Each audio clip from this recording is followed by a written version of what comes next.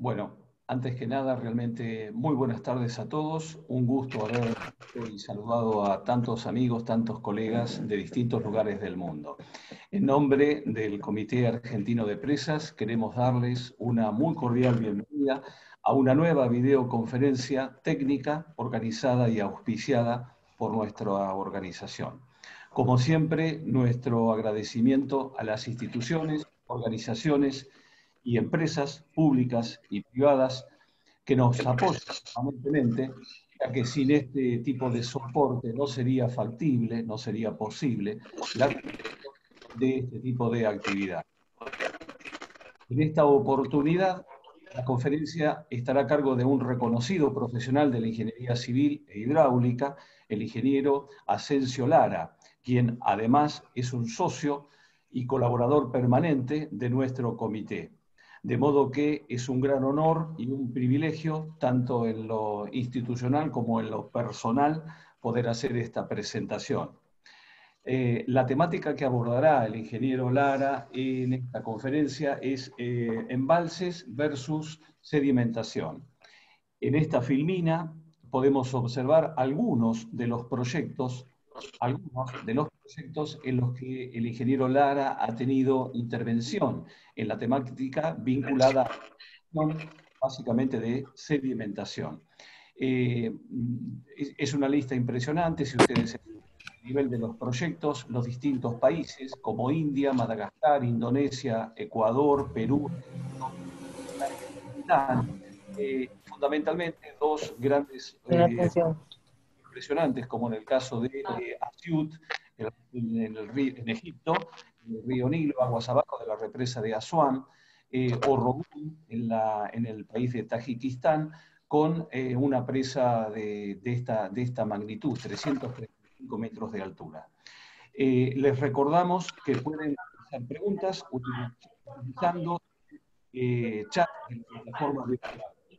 Realizaremos una selección de las preguntas y serán luego planteadas al finalizar la conferencia al ingeniero Lara. Nuevamente, en nombre del Comité Argentino de Presas, nuestro agradecimiento al ingeniero Asensio Lara por su predisposición y colaboración para con nuestra institución.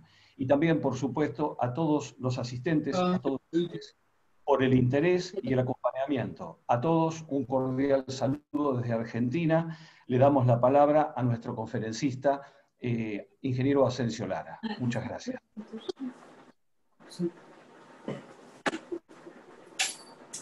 Por favor, ¿me puede hacer el Daniel que un segundo? Chupetín, por favor. Vamos. Por favor, disculpa que te joda. Buenas tardes a todos. Es un placer compartir esta charla con ustedes. Sabíamos ya que es un tema importante, pero además las voces que hemos escuchado recién, con expectativas, con problemas, con desarrollos, en una zona tan difícil como son los países a caballo de la cordillera de los Andes, con tanto deseo de hidráulica y tanto problema de seguimiento, hace que la presentación en la cual confrontamos embalses contra sedimentación se haga interesante. Hace un año se había previsto que en esta semana misma tuviera lugar el 10º Congreso Argentino o del Comité Argentino de Presas y Aprovechamientos Múltiples, al igual que el primer Congreso Latinoamericano de Presas. Lamentablemente el COVID-19 decidió de otra manera. Lo único que puedo esperar y desear es que las terribles secuelas sanitarias y económicas que está dejando no aumenten, al menos no considerablemente, y que pronto podamos volver a una normalidad, me animo a decir normalidad mejorada, es decir, con la esperanza de que esto nos haya enseñado alguna cosa. El tema, sin duda, y ya ustedes mismos lo han atestiguado, es de suma importancia porque afecta tanto la economía de los proyectos como la seguridad de las obras. Sin embargo, es un tema, me da la impresión de que es soslayado muchas veces, un poco dejado de lado, poco considerado. No me animo a hablar de forma contundente sobre las causas que han conducido a ello, pero me temo que hay algo de temor por la complejidad inherente del tema. De modo que esta charla va a estar de alguna manera orientada a desmitificar estos problemas. Me temo también, y eso es triste decirlo, que hay o ha habido, sobre todo en el pasado, cierto descuido del tema, diciéndose, después de todo, los problemas vinculados a los sedimentos se van a ver dentro de varias décadas, por el momento sigamos adelante sin freno. Es lamentable, pero lo he podido constatar ya en varias partes. El fondo, entonces, de esta charla va a ser tratar de desmitificar estos problemas y refrescar algunos conceptos básicos indispensables para el desarrollo de este tipo de estudios. Por eso voy a recordar algunos elementos, decía, temas vinculados directamente a la estimación, medición y cálculo de los aportes sólidos. Habiendo visto demasiados errores en las evaluaciones respectivas, he juntado una batería de experiencias para compartir, resumido en 10 puntos que llamo el decálogo, que muestran todo lo que se puede evitar como error, lo cual no hace más que empeorar, aumentar el campo de las dudas al respecto. Hablaremos muy escasamente de modelización física y conceptualmente apenas de la modelización numérica, y después de obras y reglas de operación que conducen a un manejo sostenible de los sedimentos en nuestros embalses. Evidentemente nos vamos a ocupar también de recordar métodos de monitoreo porque son indispensables a lo largo de la vida del proyecto. No voy a entrar en detalle en temas tan sabidos como la topobatimetría, que es un dato fundamental, pero que no entra en discusión en esta escasa hora que nos toca, ni la hidrología en el sentido convencional, líquida, ni en particular en las leyes de transporte. Pero sí quiero hacer hincapié en todos aquellos peligros, riesgos y trampas asociados a la colecta de datos y sobre todo abrir un catálogo de soluciones técnicas simples y viables para que estemos preparados sabiendo qué puntos positivos y negativos tiene cada una de ellas, dónde son aplicables y demás, y como oí decir en las conversaciones previas, ocuparse de la sustentabilidad. No hay derecho que sigamos pensando en la vida útil de un embalse diciendo de aquí a 20, 30 años se acabó, ¿qué le vamos a hacer? No nos queda otra. No, señores, hay soluciones. Se puede pensar a mediano y largo plazo en buscar, en obtener un equilibrio entre ingresos y egresos de material sólido en los embalses que garanticen vidas mucho más extendidas. Por último, aprovecho esta charla para traer noticias. Siempre es útil en estas conversaciones, sobre todo cuando venimos de distintos horizontes, compartir esas experiencias. En los casos que me tocó tratar y resolver, aparecen algunas singularidades que creo yo forman parte de nuestro lenguaje, de nuestro saber común y de la cultura de los ingenieros que nos dedicamos a eso. Por eso siempre dejo abierto un pequeño capítulo noticias del resto del mundo que desearía compartir con ustedes. El esquema de trabajo va a ser muy simple. Para un dado embalse, nuestro campo de acción nace con el punto más alto del cuenca y termina en el mar. Todo lo que está aguas arriba de nuestro embalse es necesario conocerlo, medirlo, porque todo lo que se produzca allá va a llegar a nuestro embalse. Y una vez que con la gestión apropiada o no de nuestro embalse extraigamos líquido y sólido de este, va a afectar también a los embalses que sigan si los hay, o toda la cadena de elementos propios de ese río, reitero, hasta el mar. El objetivo de un embalse, ¿cuál es? Finalmente, podríamos decir, son solo dos: elevar el nivel o elevar el nivel y además añadir capacidad de embalse. Con eso se mejora la potencia, la energía, el control de crecidas, las capacidades de riego, el sostén de estiajes, etcétera, etcétera. De modo que es un elemento clave para nosotros. Los datos que van a entrar en juego en nuestro modelo de trabajo están señalados aquí. Vamos a entrar más en detalle enseguida. Pasemos simplemente a decir, cuando hablamos de transporte sólido, nos vamos a ocupar, por lo menos hoy, nada más que el transporte sólido de elementos granulares provenientes del suelo arrancados por la escorrentía. No vamos a trabajar o hablar de otro problema que es muy grave en todos nuestros países también, que son los elementos flotantes que pueden tener consecuencias bastante graves, aparte de ser costoso tratarlos. Graves digo porque a veces tapando rejas las conducen hasta el colapso. Reitero, no es tema de hoy, de modo que sigamos diciendo que todo este planteo que hacemos en torno de un embalse es porque realmente queremos llegar a tener con claridad los elementos esenciales de una gestión de sedimentos del embalse que nos permita asegurar la perennidad del mismo. Y hablo de perennidad y no de vida útil, como hasta hace poco se decía, pensando que el concepto de vida útil es un poco desprolijo y desconsiderado, en el sentido que, y después, ¿qué pasa? No le podemos dejar a hijos y nietos un proyecto que se ha tarquinado completamente, y del cual no sabemos qué hacer y ni siquiera, para el cual ni siquiera hemos hecho planes de desmantelamiento. De modo que, ¿cómo es posible? Sigamos pensando en términos de sustentabilidad. Todo eso se va a organizar en el tratamiento de datos y procesos, de diseño estructural de las obras y de reglas de operación para después tratar los resultados y verificar que se satisfagan objetivos y se cumplan los condicionantes.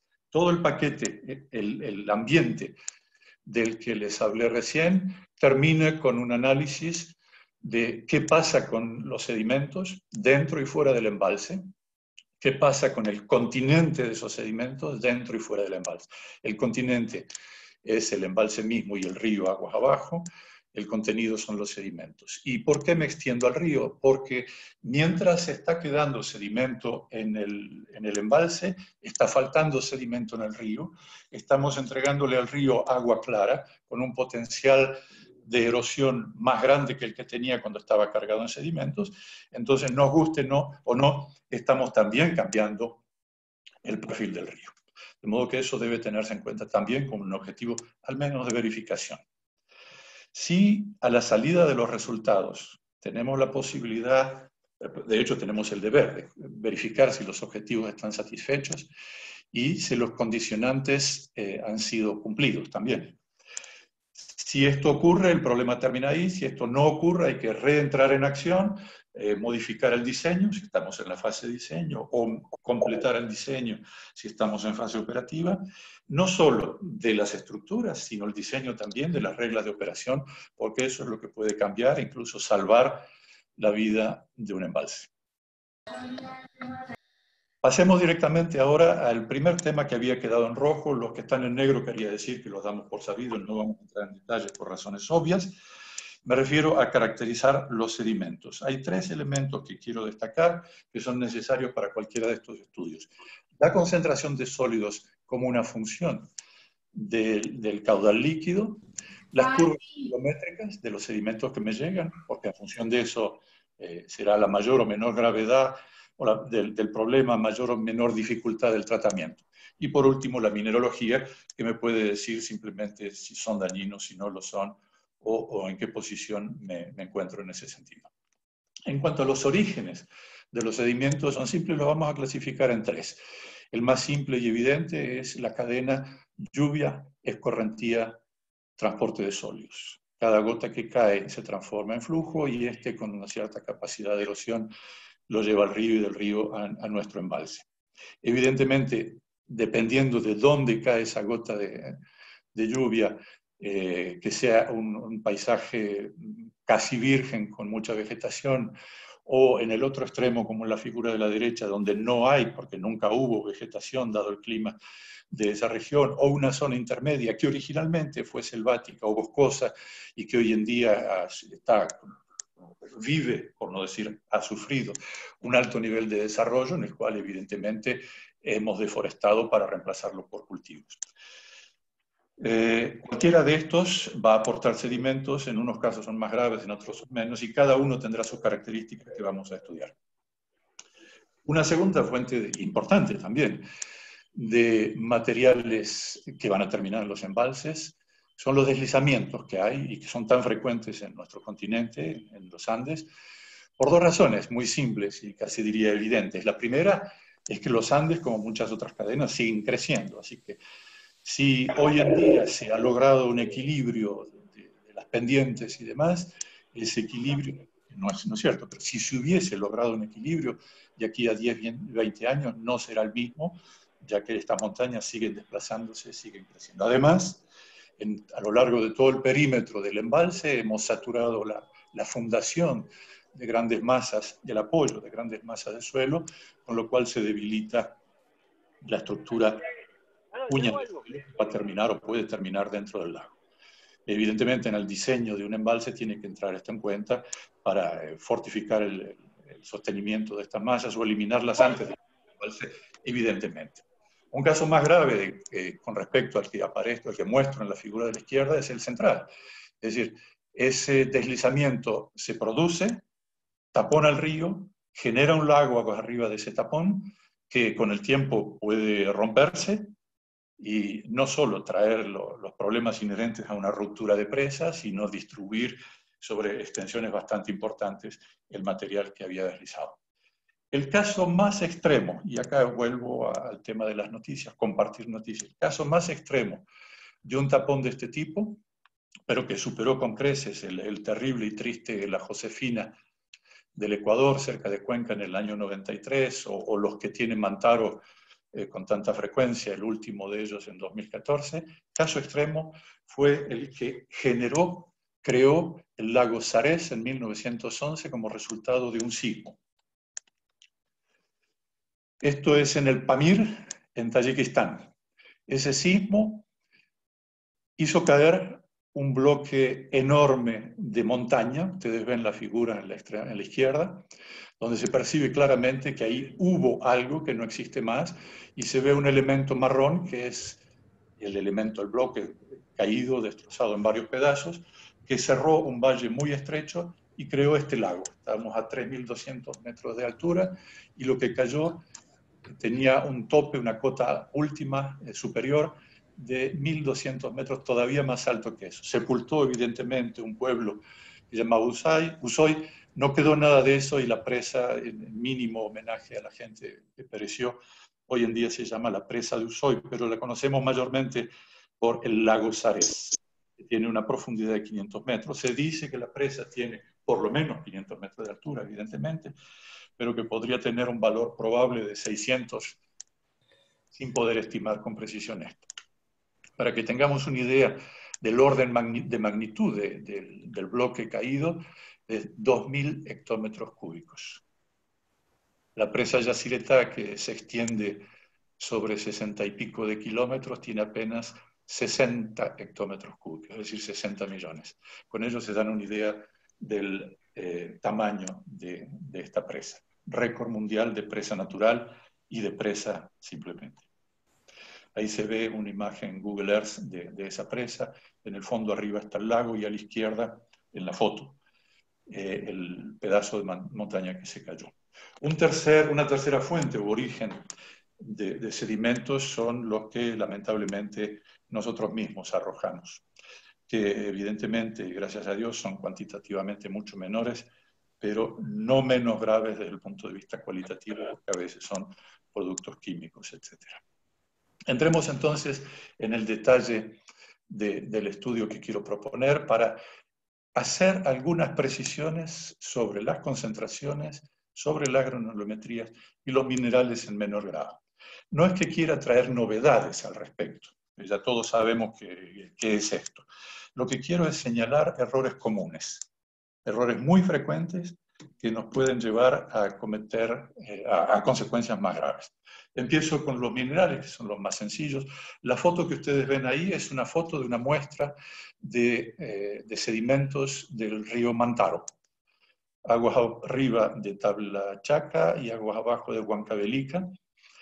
Ustedes ven la variedad de colores que hay ahí, eso implica la variedad de orígenes geológicos del material que llega hasta la presa, hasta el embalse de la presa de Tabla Chaca. La única preocupación que tendríamos que tener hoy en día es abrasivo, es dañino, sí o no. De esto no cabe ninguna duda, son todos de altísimo grado de abrasividad. Vuelvo entonces al problema de las concentraciones y al problema de las curvas granulométricas que utilizan esos materiales. Empecemos con las concentraciones. Hay varias maneras de llegar a ellas. Voy a citar simplemente en forma resumida 3. Por vía de medición, por vía de estudio del potencial de una cuenca o por vía de banco o biblioteca de datos. La medición es muy simple, todos conocemos los aparatitos que permiten captar sedimentos en suspensión y sedimentos de fondo. Si se mide en forma directa. También se puede medir en forma indirecta. Yo he tenido la suerte cuando trabajaba en el proyecto Rogun, en Tayikistán, el que tendrá la presa más alta del mundo, con 335 metros de altura. Tuve la suerte de encontrarme que inmediatamente aguas abajo está la actual presa récord mundial, Nurek, con 305 metros de altura, presa de suelo, que tiene hoy en día prácticamente 40 años de embalse a su cota máxima, con lo cual el nivel de sedimentos que han entrado son suficientemente grandes y representativos de lo que el río aporta, y midiendo la batimetría actual, comparándola con la topografía del vaso en el momento del llenado, nos da una idea del volumen que ha retenido ese embalse, porque ese embalse todavía sigue reteniendo el 100%, nada de lo que entró ha salido todavía. De modo que tenemos una estimación por vía indirecta, pero muy precisa. Más aún, no solo la estimación de la cantidad, sino la medición de la calidad, porque por vía de sondeo se pueden tener muestras con mucha facilidad, a pesar de la profundidad de ese embalse. Cuando se estudia un potencial de cuenca es muy fácil si se cuenta con la tecnología satelital hoy en día. Fotografías, radiografías que permiten evaluar, medir la cobertura del suelo, la naturaleza del suelo, y en función de tecnologías o gracias a tecnologías que se están mejorando cada vez más, se puede hacer una estimación de lo que podría ocurrir. Hoy en día no solo es costoso y de largo aliento, sino que todavía sigue siendo bastante impreciso, pero no va a tardar en mejorarse y en brindar elementos posibles. Un elemento que es al que se recurre con mucha frecuencia es la base de datos existentes y en los cuales uno, por similitud con cuencas ya suficientemente estudiadas, puede decir, bueno, esta cifra es más o menos lo que yo puedo esperar. Muchas veces se la define en términos de toneladas por kilómetro cuadrado y por año, y eso no es muy difícil traducirlo también en milímetros de desgaste de la cuenca por año. Más aún, hay estudios de correlaciones que permiten evaluar, como lo muestran las dos figuras de la derecha de la filmina, evaluar dichas toneladas kilómetro año o milímetros año en función del tipo de suelo de la cuenca, tipo de roca de fundación o incluso del tipo de cobertura. Todo eso es posible. No obstante, ello es bastante aproximativo y puede llevar, como lo voy a mostrar en el ejemplo que sigue, a errores bastante considerables. Es evidente que cuando se trata de hacer una presa como la de Rogun de 335 metros de altura y crear un embalse consecuente en una zona con un clima y un paisaje tan seco y árido, el tema había que estudiarlo con mucho detalle y se comenzó a estudiarlo, evidentemente, antes de tener muchos datos, por esta vía. Si bien se disponía ya de varios diseños de mediciones que venían ya desde la época soviética. ¿Por qué digo que puede haber un problema? Voy a hablar entonces de Rogun en particular. Tayikistán nos es la mayor parte de las veces bastante desconocido. Es una ex república soviética que forma parte de los 5 países que hoy llamamos o clasificamos como de Asia Central: Tayikistán, Kirguistán, Uzbekistán, Turkmenistán y Kazajstán. Tayikistán es un país muy pequeño, tiene la superficie aproximada de Guatemala, es decir, unos 115.000 kilómetros cuadrados, y apenas la mitad de su población. en un contexto terriblemente árido. Aquí se ve a la izquierda, tanto a la izquierda como a la derecha, Tayikistán, el contorno, el perfil. Ustedes ven la orografía que tiene. Toda esa rugosidad se debe al impacto del continente o del cratón de la India en esa zona, que ha deformado todo y que es un terrible condicionante para este proyecto. Pero ese proyecto tiene una cuenca hídrica de unos 30.000 kilómetros cuadrados, es casi como la superficie de Bélgica, como el Tucumán, la provincia de Tucumán, donde debíamos estar reunidos en este momento para el Congreso, y tiene dos subcuencas. Digo sub porque son afluentes de uno de los afluentes principales del río Baksh, que llega a Rogún y a Nurek, que he pintado en rojo y en azul. Los paisajes en la zona son idénticos, hay poco cambio. En la zona alta del Pamir, abajo a la derecha, muchos glaciares, eso sí. Tayikistán llega hasta, como la Argentina, hasta los 7.000 metros de altitud.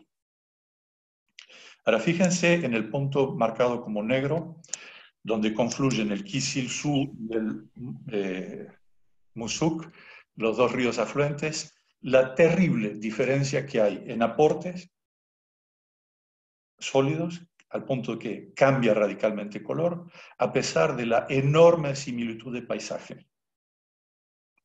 Con esto quiero decir, sí, los bancos de datos son maravillosos, ayudan muchísimo, pero a veces pueden llevar a errores significativos. Volvemos a tratar entonces ahora, dejamos esto como un recordatorio de los problemas, los métodos que puede haber y los problemas que puede tener cada uno de ellos. Vamos a entrar más en detalle en los problemas asociados a la determinación de esta concentración de sólidos en líquido. En primer lugar, lo que hay que tener en cuenta es que cuando tratemos el problema de los sedimentos en los embalses, la primera regla a verificar es la ecuación de continuidad. Todo lo que entra es igual a lo que sale. Y más precisamente vamos a decirlo de la siguiente manera: como en un caso de ruteros crecidas o laminoides crecidas, lo que entra es igual a lo que sale más lo que queda en el embalse, para ser precisos. Entonces, si se quiere tener la posibilidad de llegar a hacer un estudio sólido en el cual se pueda verificar todo esto, hay que medir aguas arriba y, de ser posible, también aguas abajo. Evidentemente, como lo indico en el dibujito a la izquierda, en un tramo recto de ser posible, y por eso lo más aguas abajo posible, dándole tiempo de que sea recto. Y por supuesto no basta con una, dos o tres mediciones en la sección. Hay que medir todo el volumen de velocidad, es decir, una quincena, veintena de puntos por lo menos, para tener una buena representación de cómo es ese perfil y poder calcular con un mínimo de precisión deseada el caudal que pasa. Igualmente en cuanto al contenido de sólidos, sea esto por arrastre de fondo o en suspensión. Con más razón todavía suspensión, porque vamos a ver que las leyes que vinculan el caudal sólido con el caudal líquido son leyes de tipo potencia, con exponentes muy altos. Así que cualquier imprecisión que hagamos en la estimación del caudal se va a ver ampliamente incrementada cuando a partir de ella saquemos una estimación del volumen de sólidos. La figura central le he puesto simplemente, con mucha ironía, es el resultado de un estudio que hizo un consultor con el ánimo, con la excelente idea, con datos sacados de bancos, pero diciendo, si esto fuera cierto, ¿qué pasaría? ¿Dónde voy a tener problemas? La actitud es correcta, pero después, cuando pasan este estudio a la empresa que debe encargarse del tema, va y miden las zonas verdes, que son las zonas donde hay menos velocidad, hay menos depósito, pero es el sitio donde se puede acceder con un bote y medir. Es una locura. Lo que hay que hacer en realidad es definir una sección clara y neta de aforo, instalar un puente o instalar un sistema de cable vagoneta para medir dónde corresponde, donde tengamos el dato total de entrada y el dato total de salida y no elementos puntuales, que además sabemos que la deposición en los embalses se hace con una variación en el espacio de un gradiente muy elevado, de modo que la integración de eso es prácticamente imposible. Por último, voy a entrar en el tema de la verosimilitud de los datos que después recibimos nosotros cuando han sido tratados por gente que se ocupó del tema. En esta gráfica estoy representando datos verdaderos recibidos. En abscisas está el caudal líquido, en el cual, para dar órdenes de magnitud, he indicado el módulo, es el caudal medio anual de una larga serie de años, QM, CM es la crecida anual media, y CMP es la crecida máxima probable, para que tengamos una idea de en qué órdenes nos estamos moviendo. Estas mediciones son el resultado de un año de trabajo. Cuando todos hemos escuchado que estas investigaciones, estas mediciones llevan decenios, encontrarse con esto es más que sorprendente. ¿De dónde viene? Me sorprende también el hecho de ver, bueno, aquí he superpuesto los gráficos, los resultados de la medición del sedimento en suspensión, SL, y de arrastre de fondo, BL. Se mezclan un poco porque son los mismos simbolitos. En realidad estaban originalmente en dos gráficos diferentes, los superpuse sin ocuparme de cambiar los colores, simplemente para ver los órdenes de magnitud, que muestran que para muy bajos caudales el orden de magnitud del sedimento en suspensión es igual al orden de magnitud del sedimento de arrastre, mientras que para el orden de magnitud de los 2.000 metros cúbicos que corresponden a la crecida media anual de este río, la relación es de 1 a 10. Entonces, tema que hay que tener muy en cuenta. Los colores nos indican que la hidrología está directamente vinculada con la concentración o con el caudal sólido. El cuadrado azul es del mes de julio, que no por casualidad es el mes que trae crecidas más grandes, y el fucsia es enero, cuando son los caudales más bajos. Así que hay una lógica en eso, pero primero, sorprende los datos recibidos, reitero, por eso invito a ser desconfiados cuando se reciben estas cosas, poner el dedo de llaga y preguntar. Es sorprendente ver un anilamiento bastante importante en los SLs, pero a su vez es sorprendente ver una dispersión muy grande. ¿Podemos cohabitar con esto? Esta dispersión tiene no menos de un orden de magnitud, es decir, de 1 a 10. Sorprende además que en un solo año hayan tenido tantos elementos. ¿Cómo puede ser? Cuando en realidad, como se muestra en el gráfico de arriba a la izquierda, algo que es totalmente clásico, convencional y típico, tiene enorme cantidad de datos de caudal sólido o de concentración, después vamos a hacer la diferencia, para los caudales bajos. Evidente, hay un equipo que está dispuesto a medir y mide lo que el río trae, y la mayor parte del tiempo trae caudales medios y bajos, y son muy escasos los casos en que se dan crecidas importantes, como se ve, y la nube se hace muy pobre en puntos a medida que los caudales aumentan. En el caso, investigando un poco en el caso de los antecedentes de los resultados que había recibido, verifico que, se muestra arriba a la izquierda, la sección es apta para hacer mediciones. Hay un largo tramo recto. Podría no haber sido así. Si estamos en curva, se generan corrientes secundarias helicoidales que perturban totalmente la medición y que me dificultan mucho más la interpretación de los resultados. La sección misma de medición en la foto de la derecha, en la cual quiero hacerles notar dos puntitos. No sé si ustedes ven, prestando atención, el punto negro que marco con un círculo amarillo.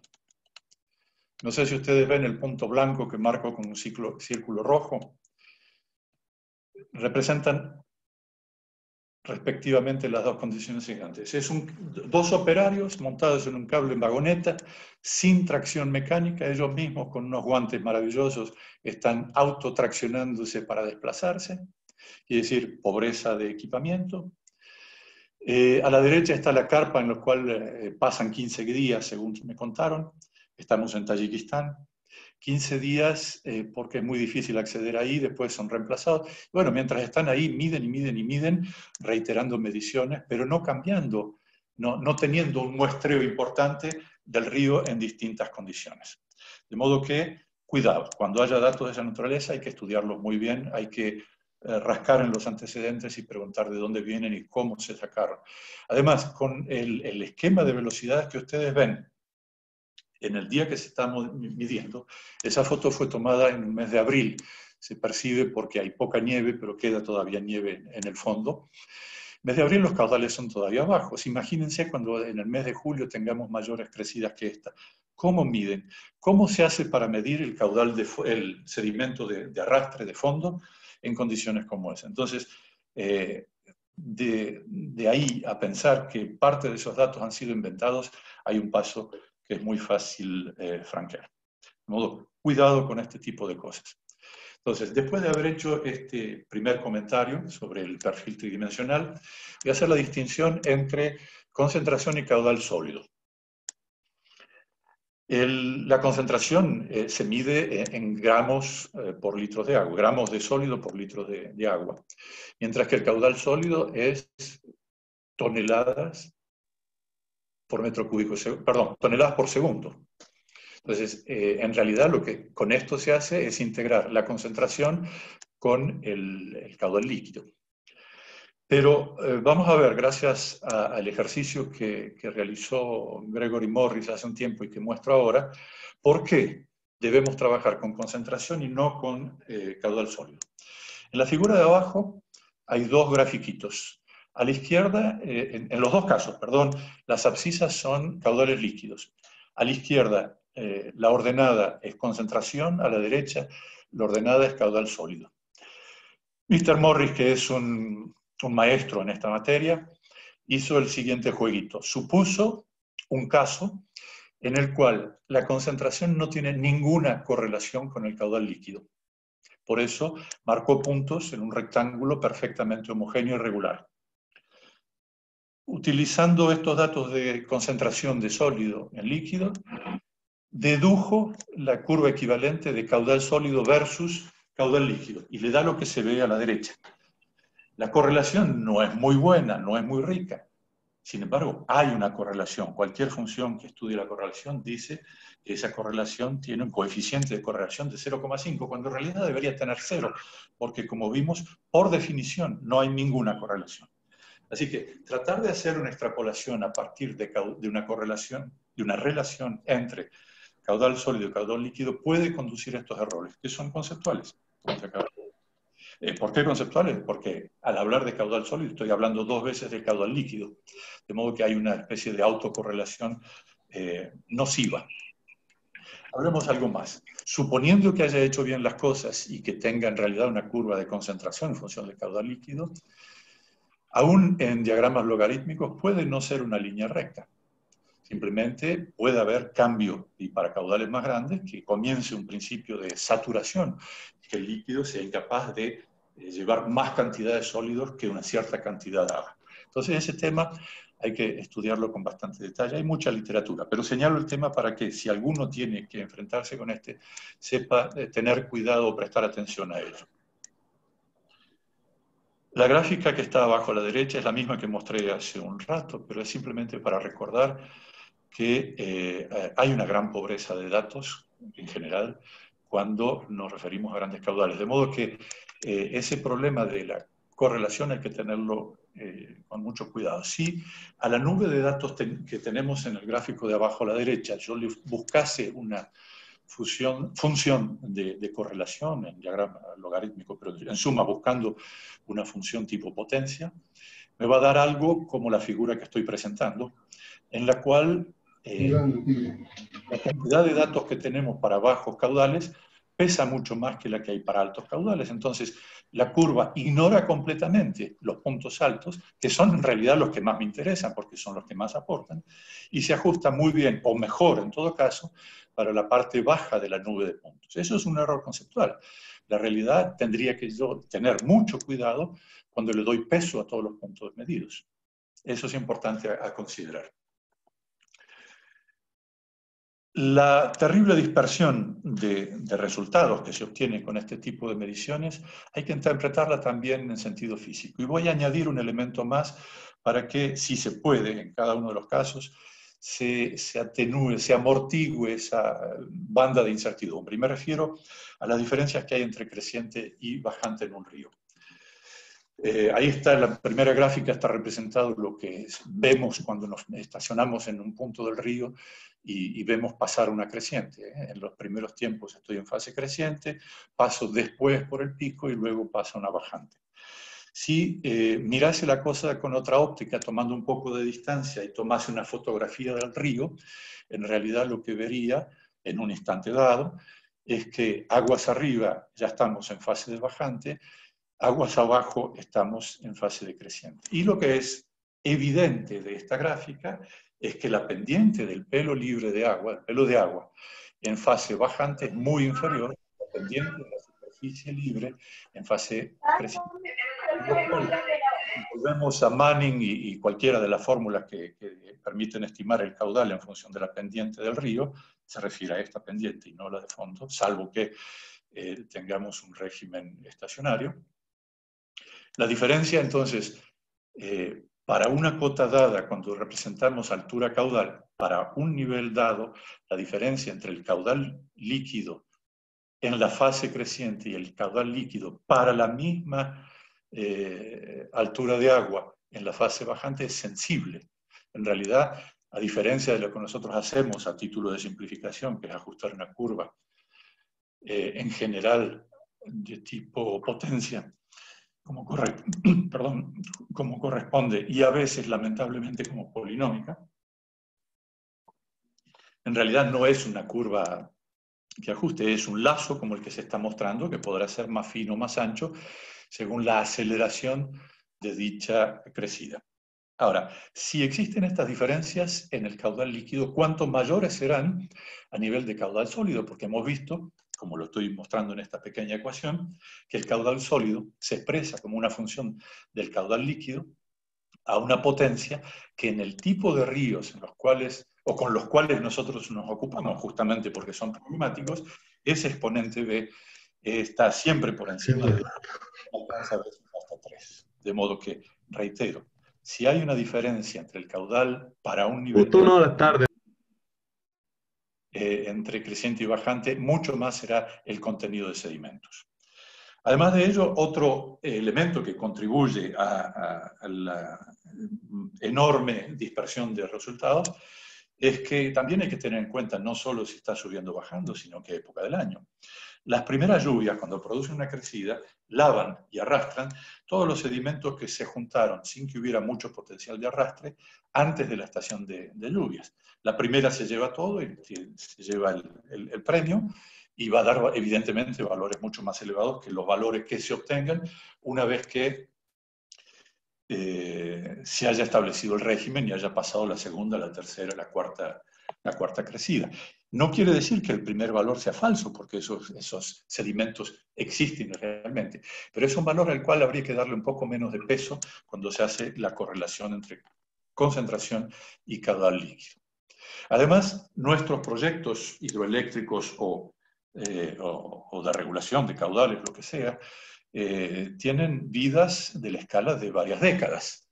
Y en varias décadas una cuenca o la cuenca aguas arriba de nuestro proyecto puede cambiar radicalmente. Puede haber habido una enorme deforestación, no siempre malintencionada, sino simplemente para dar lugar a cultivos. Y evidentemente el aporte de sedimentos va a cambiar. Eso todo proyectista debería tenerlo en cuenta haciendo estimaciones del lado superior y generosas de los sedimentos si no quiere quedarse corto en el diseño.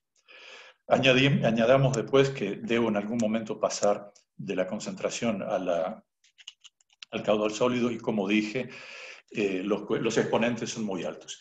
Un elemento informativo que a veces puede ayudar a interpretar las cosas. En esa ecuación potencial que estoy mostrando ahí de coeficiente A y de exponente B, el exponente en general nos indica qué tipo de río es, si es de alta pendiente o no, y el coeficiente A indica en forma más directa o más aproximada, si bien finalmente se mezclan un poco los dos, indica si los aportes, si la cuenca es rica en sedimentos o no. En suma, uno habla de la oferta y el otro habla de la demanda de sedimentos. Finalmente, cuando se hace la correlación, lo que vale la pena pensar en realizar no es hacer el ajuste que nos da la ecuación que nos propone Excel u otro método, sino simplemente reproducir la serie de caudales líquidos y con la fórmula de coeficiente A y exponente B que hemos adoptado, ver si somos capaces de reproducir aproximadamente los valores medidos. Esta es una forma de verificar la calidad de la correlación mucho más sólida y fiable que por un simple coeficiente de correlación dado por Excel o compañía. Y por último, algo que sale fuera de este tema, pero que es muy frecuente. Muchas veces he observado, reitero, muchas veces, que si se quiere estimar el caudal de sólidos, medio anual de sólidos o medio mensual de sólidos para un caso particular, se toma el caudal medio del año, se toma el caudal medio del mes que se quiere estudiar y se multiplica por la concentración correspondiente al caudal del que estamos hablando. Y digo, no, señores, eso es un error conceptual grave. ¿Por qué? Porque las concentraciones que estamos midiendo corresponden a un espacio, un lapso, digamos, de una hora, de unas pocas horas, a lo sumo de un día en que se realiza la medición. Y después vuelven a caer. Entonces, aplicar esos valores a un valor de caudal líquido mensual o anual es un error que no debe cometerse. ¿Por qué es un error? Simplemente porque estamos tratando como lineal un tema que no es lineal. La solución verdadera a ese problema, si yo quiero tratar el tema en términos mensuales, igualmente anuales, es suponer un hidrograma a nivel mensual, un hidrograma a nivel anual, en realidad no uno, sino muchos, que después trataré estadísticamente, convertir a través de esta ecuación de ajuste caudal líquido en caudal sólido, hacer la integración y promediar. Pero como tengo muchos registros del mes A, B o C o de los años, después tendré que hacer la estadística del tema. Reitero, lamentablemente este es un error muy frecuente. Terminado esto, veamos qué riesgos pueden aparecer con las curvas clave. Primero que veo, bueno, este nuevamente es un dato recibido.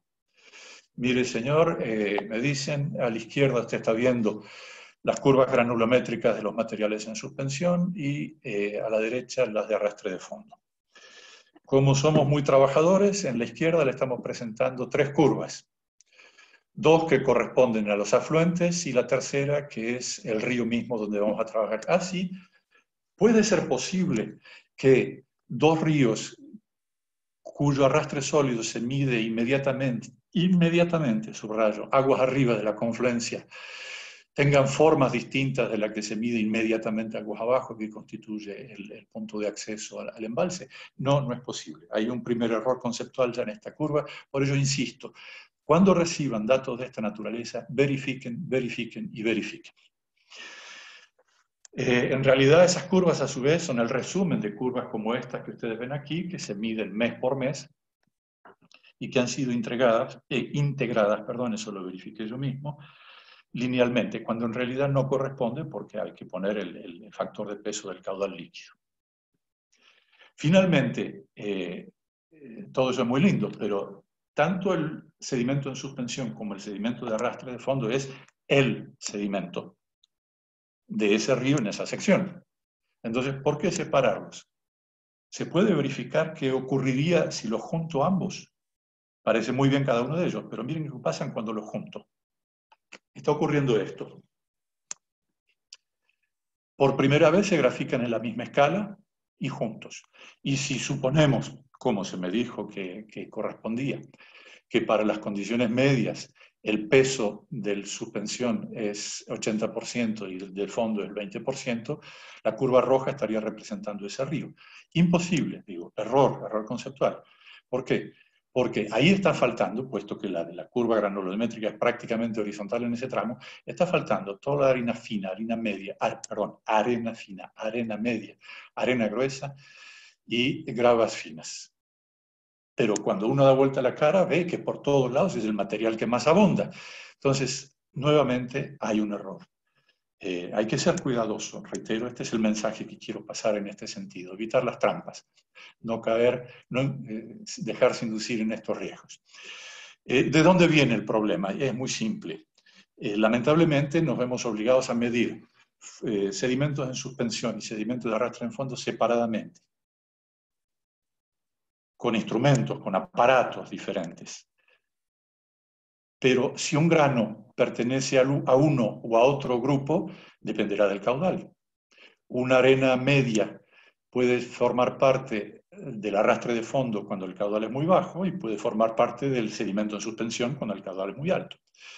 Esto quiere decir dos cosas. Primero, que los instrumentos que todavía seguimos usando son perfectibles y que no pueden, de todos modos, hacer una captura integral de todo. Lo hacen por partes, entonces después le toca al ingeniero integrar con cierto resabio de inteligencia y de sentido común estas dos curvas para obtener la curva real que sin duda va a pasar entre las dos.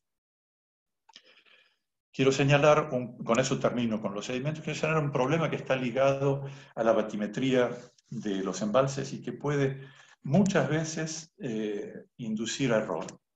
¿Por qué digo esto? Porque, por otro lado, insisto muchísimo en la necesidad del monitoreo, de hacer batimetrías, etc., para saber dónde estamos, para saber dónde está el sedimento que está migrando a lo largo de años en el interior del embalse. Ahora bien, muchas veces se utiliza la última topografía del valle como la primera batimetría del embalse, lo cual me parece válido, debería ser lo mismo. Pero es riesgoso. Es riesgoso porque las metodologías que se utilizan en topografía son distintas de las metodologías que se utilizan en batimetría. Las precisiones que se logran en topografía son distintas de las precisiones que se logran en batimetría. De modo que si yo adopto una topografía que no es comparable con la batimetría, puedo llegar a cometer errores y encontrarme con la terrible sorpresa de que en lugar de disminuir el volumen del embalse está creciendo. Las batimetrías deben ser frecuentes, eso es evidente, pero a diferencia de lo que muchas veces ocurre, no deben ir a parar inmediatamente a un cajón. Y por último, si se quiere estudiar el perfil del fondo, es útil que toda batimetría contemple hacer un perfil longitudinal a lo largo del eje hidráulico del embalse. Ahora que hemos verificado y tratado todos estos temas, voy a pasar al proceso físico que va a ser modelado después por el modelo sedimentológico. Entonces, antes de entrar en el modelo, que para mí va a ser prácticamente una caja negra, si bien tengo la intención, ya verán, de desmitificar lo que pasa ahí adentro, tratemos de entender los mecanismos. Comienzo con un embalse lleno de agua y todavía sin sedimentos, si fuera posible lograrlo, pero ya durante la fase de llenado está entrando el sedimento. Perdón. Tan pronto el flujo con sedimento se da cuenta que el tirante de agua aumentó respecto de la condición fluvial, comienza a depositar granos y se sigue extendiendo formando una especie de delta que avanza clasificando a su vez los materiales. Nada de esto es nuevo. Entre tanto, el flujo de suspensión, con un agua saturada, prácticamente un chocolate, sigue fluyendo en el río y sobre la cara superior de esta cuña que constituye el delta. Ahora, cuando se llega al final de la cuña, al que ahora es la parte esencial de nuestro embalse, ¿qué ocurre? Bueno, nos vamos a encontrar con flujos, con masas de agua de dos densidades diferentes. Entonces, esto es lo que ocurre. Ese flujo de chocolate se hunde y empieza a escurrir a lo largo de la cara anterior de la cuña y a lo largo del fondo hasta llegar a la presa. En la presa no puede salir, entonces empieza a formar un lago que evidentemente, por tratarse de un flujo de baja viscosidad, por lo menos al principio, es horizontal. Incluso me permití el lujo de hacer un pequeño saltito porque hasta se produce un resalto. Involuntario, pero es así. Y evidentemente el hecho de que haya flujo en este sentido genera una corriente antihoraria dentro de la masa de agua pura. El punto ese de sumergencia es visible claramente, como lo muestran las figuras que... Esto es Nurek, reitero, es el embalse que ya estaba, afortunadamente, aguas abajo de Rogún, cuando empezamos a hacer los estudios, en el cual se ve claramente, como ustedes lo pueden percibir si siguen la flecha, la diferencia entre el agua coloreada y el agua celeste. No hablo del resto porque evidentemente acá estamos en una frontera de fotografía, pero todavía en esta se conservan los colores originales y se ve claramente que hay un corte drástico. Y en la foto tomada directamente se ve el agua antes y después de sumergirse. Volvamos entonces a esto. Lo que quiero señalar es que hasta este momento ningún grano de sedimento ha podido salir del embalse. Y entre tanto han podido pasar varios años o incluso décadas según el tamaño del embalse. ¿Cómo grafico entonces la pérdida de, la pérdida de capacidad del embalse? Es muy simple. En un gráfico en el cual yo tenga la capacidad del embalse partiendo del punto de capacidad original y como abscisas el tiempo, será una función más o menos lineal, dependiendo si año con mucha crecida, poca crecida, mucho sedimento, poco sedimento. Pero globalmente el promedio, la pendiente promedio de ese tramo me va a indicar el aporte medio anual de los embalses, de los sedimentos, porque todo lo que entra queda. Entonces, toda la pérdida neta de embalse es igual al volumen de sedimento que entró. Si yo sigo con esto, evidentemente la cuña, es decir, el delta sigue avanzando, el flujo de lo que llamamos la corriente de turbidez sigue produciéndose, pero ahora ya una parte de eso que era chocolate se transformó en un sólido, se ha consolidado porque el peso de la columna de agua está trabajando para eso. Y si durante algún momento salió líquido, ahora ya no sale más, entonces me voy a encontrar en otro periodo. Si no hago nada con respecto a los sedimentos, otro periodo en el cual todo lo que entra queda.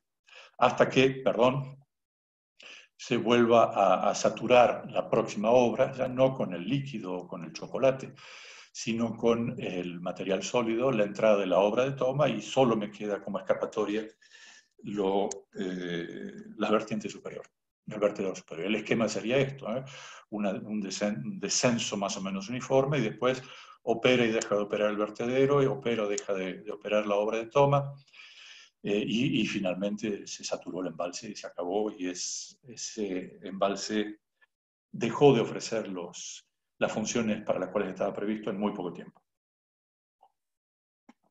Pero esto no es inexorable ni es ineluctable. Podemos pensar en esto.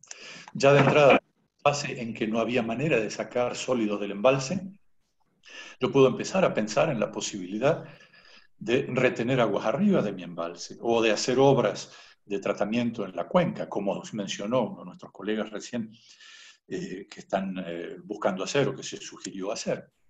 Y cuando estoy en la otra, salí de la primera fase, puedo pensar también en el manejo de limpieza mediante técnicas ya conocidas, pero que vamos a clasificar en un catálogo de soluciones tecnológicas posibles, como un elemento de limpieza regular.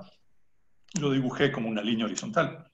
En realidad es un zigzag, porque pierde capacidad y después lo recupero, pierde a lo largo del año y lo recupero fase de crecidas, etcétera, etcétera. Eso que sería el ideal, el manejo sostenible para evitar legarle a hijos y nietos cosas que no sirven y que les van a cortar y que les van a arruinar la vida, en lugar de garantizar la supervivencia del embalse por vía de igualación entre ingreso y egreso. Pero ¿de qué volúmenes hablamos? Evidentemente no se puede hacer todo un estudio sedimentológico de entrada cuando uno empieza a estudiar un proyecto, y hay elementos que sirven para las aproximaciones. Voy a citar solo 3 ejemplos, 3 curvas clásicas, que son las de Brun, de Churchill y de Pemberton. La primera parece muy intuitiva. En abscisas, Brun en el año 1953, representa una cifra que dice adimensional, pero en realidad no lo es, que es el cociente entre el volumen de ese embalse y el volumen medio anual de aporte del río, en volumen líquido, en caudal líquido. Evidentemente, haciendo este cociente, la unidad resulta años, y esto no es otra cosa que lo que siempre hemos llamado el tiempo de residencia. Por el otro lado, en ordenadas, se ve el porcentaje de sólidos que ese embalse es capaz de retener. No hay nada extraño, es todo intuitivo en este grafo. Mientras más grande sea el embalse, y a partir de cierto valor, todo lo que entra queda, punto. Así, si bien es intuitivo, no deja de ser sorprendente si leemos, por ejemplo, una cifra.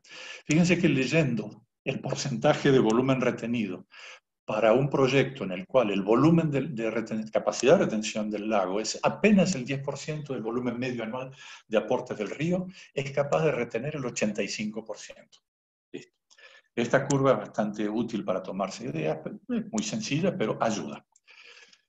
Mr. Churchill hizo más o menos la misma cosa, solo que en lugar de llamarle el porcentaje que queda, lo llamó el porcentaje que pasa. De modo que bastaría con representar esta curva no solo como este valor, sino como el complemento, y se tiene prácticamente lo mismo. Salvo que en abscisas, en lugar de hablar del cociente entre el volumen de embalse y el volumen medio anual del río, él definió otro índice que se llama el índice de ingreso, en cual es el mismo tiempo de retención, pero elevado al cuadrado y dividido por la longitud del eje hidráulico del embalse.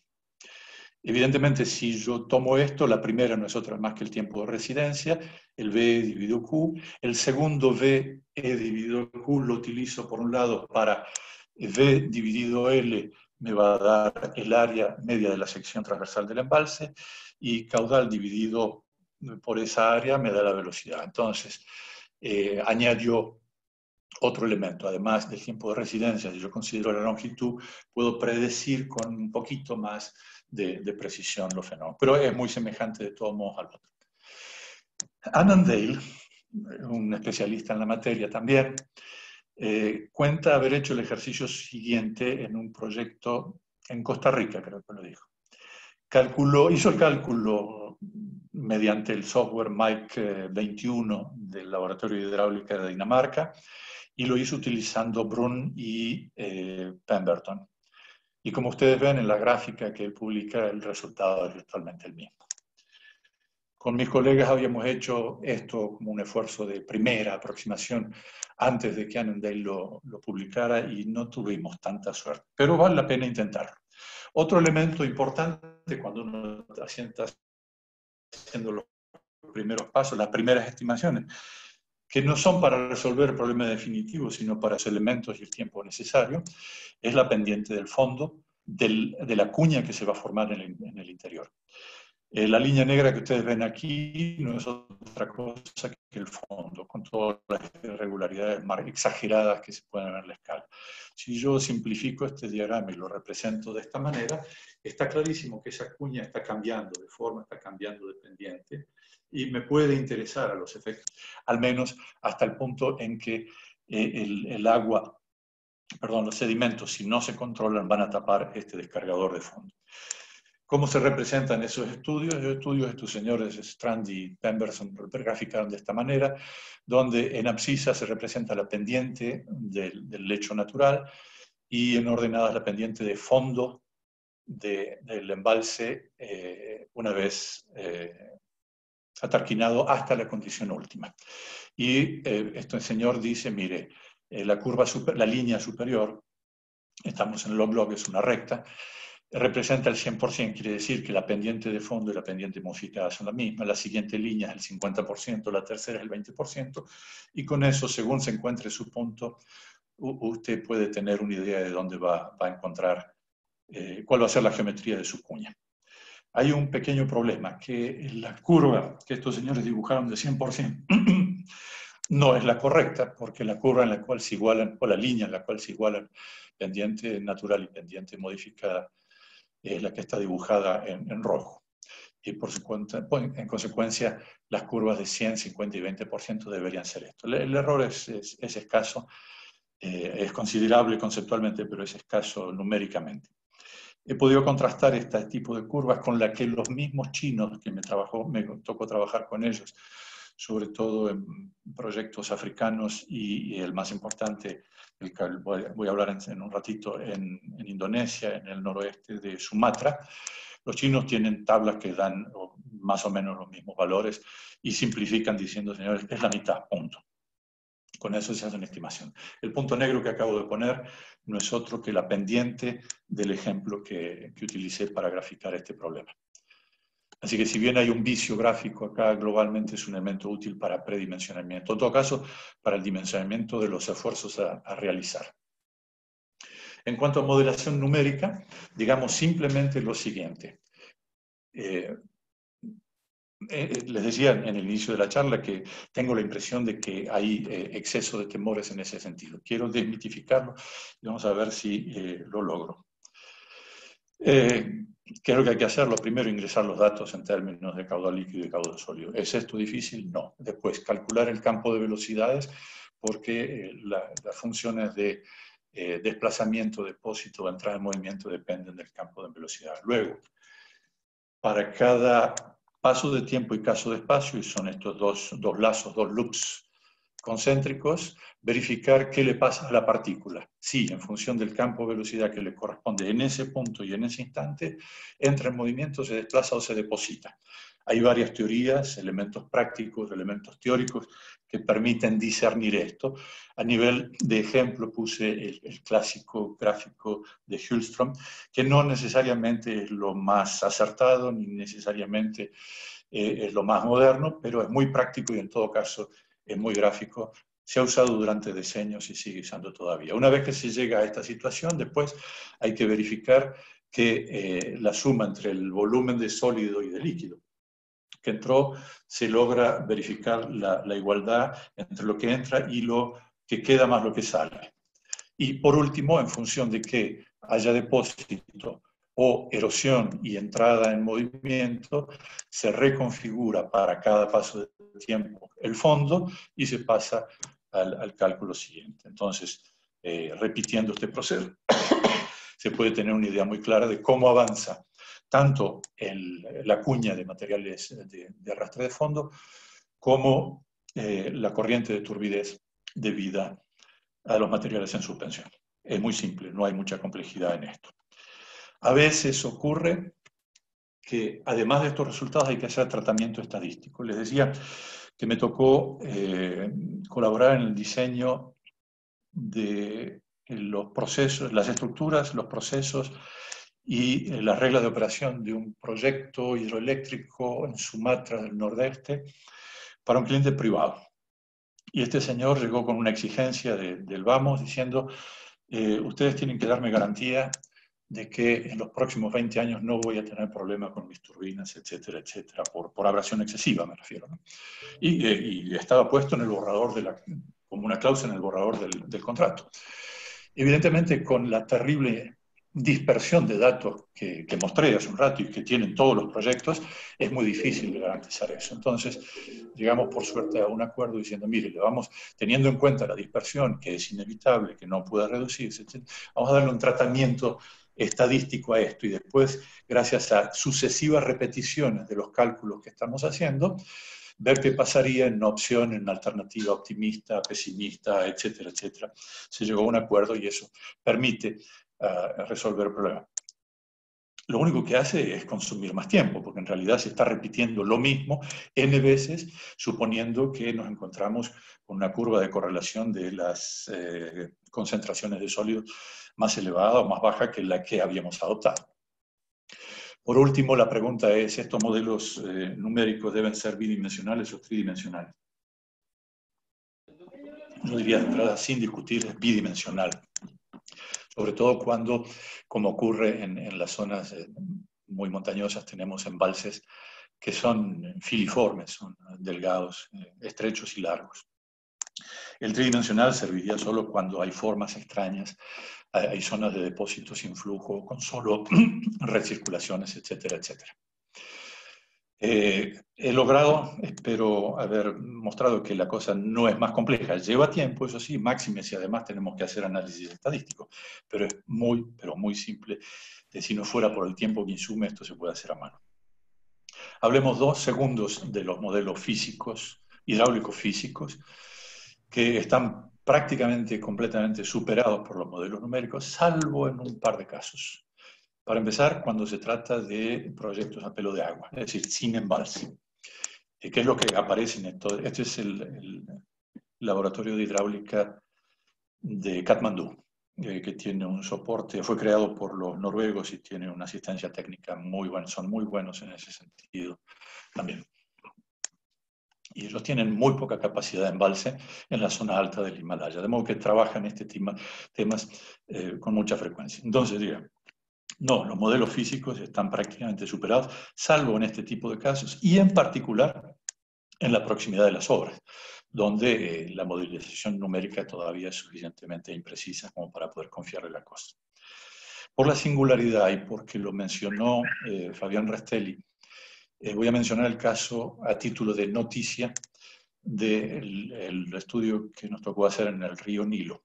Lo que ustedes ven ahora es el Nilo fluyendo de la derecha hacia la izquierda. Aparece que con un pequeño elemento azul o celeste a la derecha es el viejo dique de Asyut.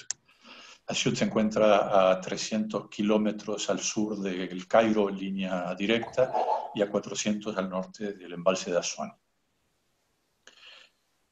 Había que reemplazarlo y lo que se está estudiando en este modelo es una obra que se encuentra aguas abajo de la vieja para reemplazarlo.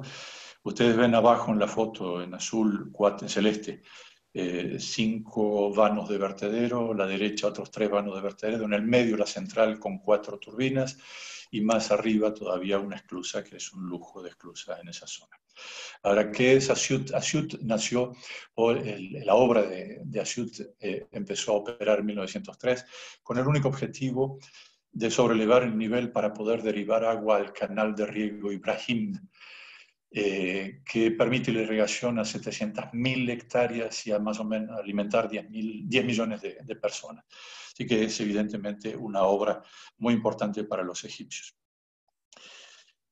Tiene o tuvo desembalse 111 compuertas de 5 metros cada una.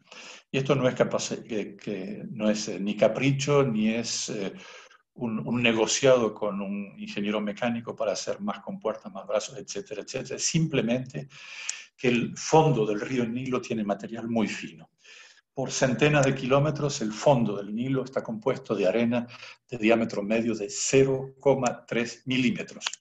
Entonces, pensaron en hacer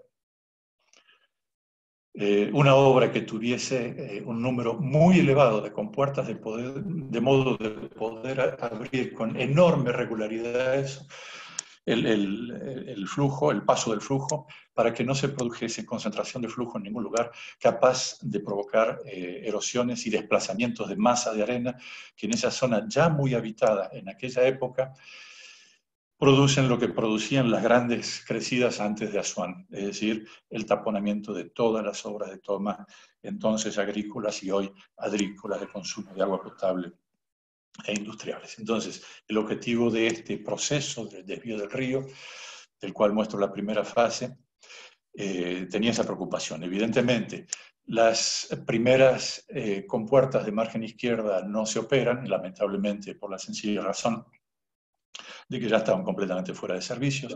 Las del extremo derecho no tenían sentido porque estaban opuestas a la obra, a la taguilla ya realizada y hubieran aumentado el caudal.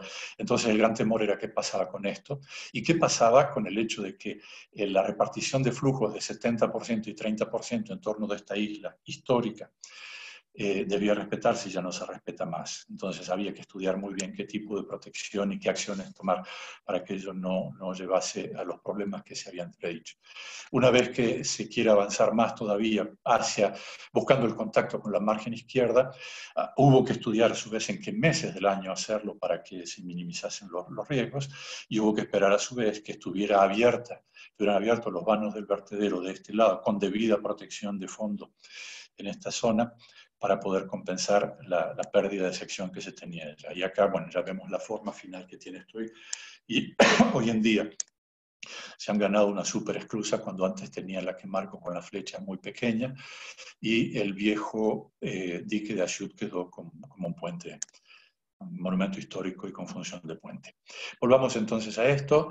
Hemos dejado de lado los modelos, tanto numéricos como físicos, con comentarios respecto de uno y de otro, y tenemos los resultados. Estos resultados tienen o pueden presentarse de dos maneras.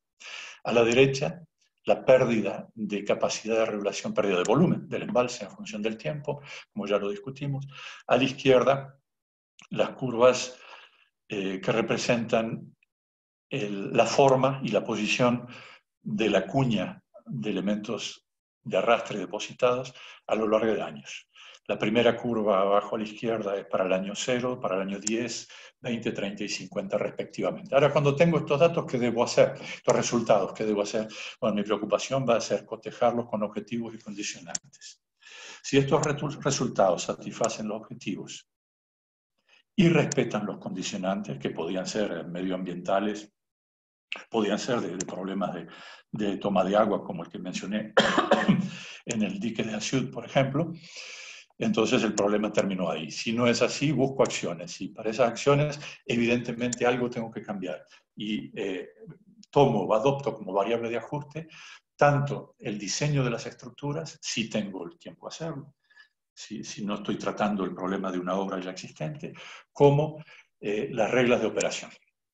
Y esto puede tomar tantas iteraciones como sea necesario hasta encontrar la solución o el mal menor. Para esbozar o para tratar las soluciones que puedan aplicarse en estos casos, si bien hemos trabajado mucho, no voy a ponerme a inventar ninguna representación gráfica. Me apoyo en estas 4 tablitas en realidad que preparó Gregory Morris, maestro en la materia, como dije, en el año 97, cuando él publicó con FAM su manual de sedimentos en embalses. En realidad no la había entonces como tabla, sino simplemente como comentarios, que lo repitió en el año 2015 y yo lo presento en la versión 2020. Es muy útil, así que lo copio sin retoques. Y yo me siento totalmente reflejado, que sí que lo quiero compartir. Y voy a compartir la lectura que hago de esto, porque de aquí salen con mucha facilidad las respuestas que hay que dar según los casos que nos toque tratar. En primer lugar, voy a decir que la tabla de izquierda consiste básicamente en ir a encontrar las causas y buscar de atenuarlas. Las 2 tablas siguientes tratan los efectos. Y una vez identificados los efectos y cuantificados los efectos, dice, bueno, a los que están en la tabla central, en realidad yo los saco y no dejo que entren al embalse. La tabla tercera, bueno, ya entraron, ¿qué voy a hacer? Voy a buscar cómo reparar el problema, haciendo extracción directamente del embalse. Y en el último caso, son siempre los efectos, pero no tengo ni la posibilidad, ni los medios, ni los conocimientos para hacer activar alguna de las opciones que mencioné, por lo tanto, simplemente los soporto, los sufro y me adapto.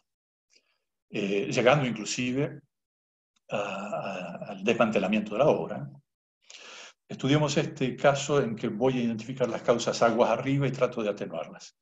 En primer lugar, dice, señora, reduzca ya sea mediante forestación u otro método, reduzca la erosión.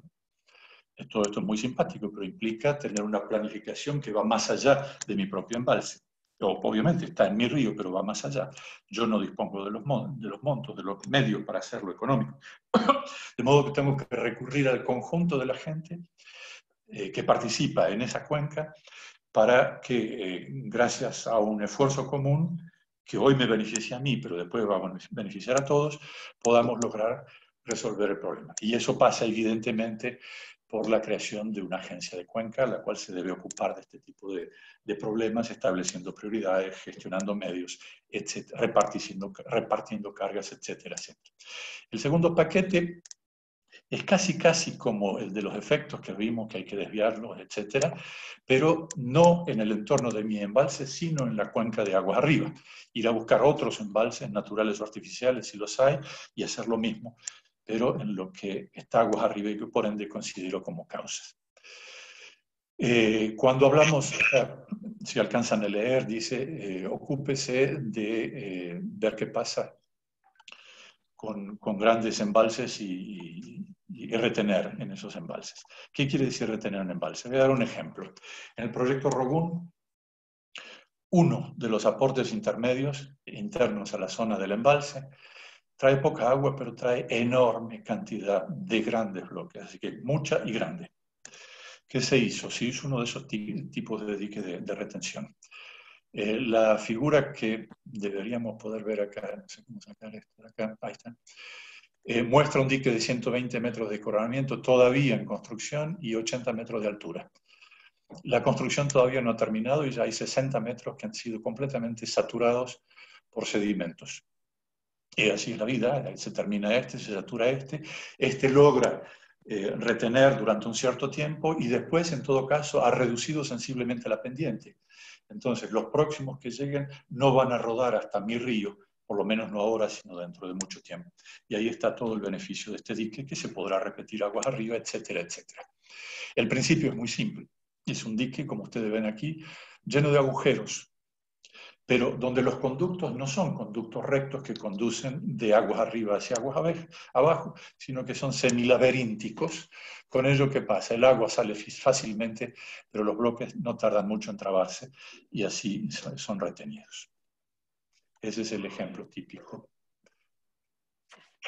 Estas son dos vistas cenitales de lo mismo. Ustedes ven aquí abajo esa obra y ustedes ven el ancho de la zona, ancho máximo de la zona de depósito de sedimentos en ese cañón, en esa cañada, antes de la construcción de esta obra y ahora.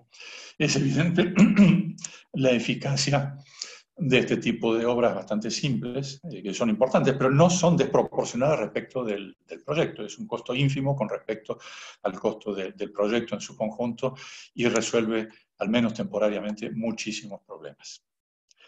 Pasemos a la segunda de las columnas en las cuales dice, señores, mire, vamos a desviar estos flujos. Y a su vez, dos conceptos básicos. Uno en el que lo que se desvía son los sólidos y otro en el que se desvía es el líquido. Para desviar el sólido es muy simple. Tengo que hacer un dique como este, pero aguas arriba de mi embalse, en la cola de mi embalse. En castellano le llamamos dique de cola. En inglés, y lo cito porque es una cuestión de lenguaje común, ya que la lengua de comunicación se le llama check dam. Este check dam tiene como obligación retener los sólidos y dejar pasar los líquidos, porque evidentemente cualquier canal o cualquier túnel con el cual yo intentase o intentare pasar estos sedimentos no duraría si yo le transfiero los sólidos. En cuanto al líquido, lo mismo. Tengo que tener un dique con función de retención y decantación, en cual dejo pasar el líquido, que lo mando directamente al sólido, y dejo pasar los sólidos todavía a lo largo del río para sostener el... Si los embalses... Esto puede ser caro y puede ser muy difícil. Yo creo que en todo caso ninguna de estas me hubiera sido posible utilizarla en Rogún, ni que hablar lo que puede pasar también en los proyectos de nuestra cordillera de los Andes, donde los valles son muy estrechos. Entonces es evidente que estos conductos no pueden ser canales, o raramente pueden ser canales, se trataría de túneles, los embalses son delgados y largos, si son largos son costosos, etcétera, etcétera. Entonces es una expresión lógica clasificarlos y tenerlos en cuenta, hacerlos cuando se pueda, pero en muchos casos son difíciles de hacer. En cambio vamos a entrar en estos en los cuales todo es viable. El sólido entró, se formó una cuña, abro las compuertas, dejo pasar. Evidentemente estoy generando lucro cesante, porque mientras abro las compuertas yo estoy deprimiendo el nivel del lago. Esto es viable en poco tiempo y en embalses pequeños, pero si el embalse es grande no es viable.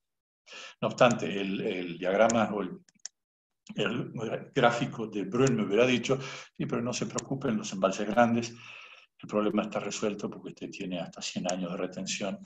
Está por verse, pero globalmente la respuesta pasa por ese lado.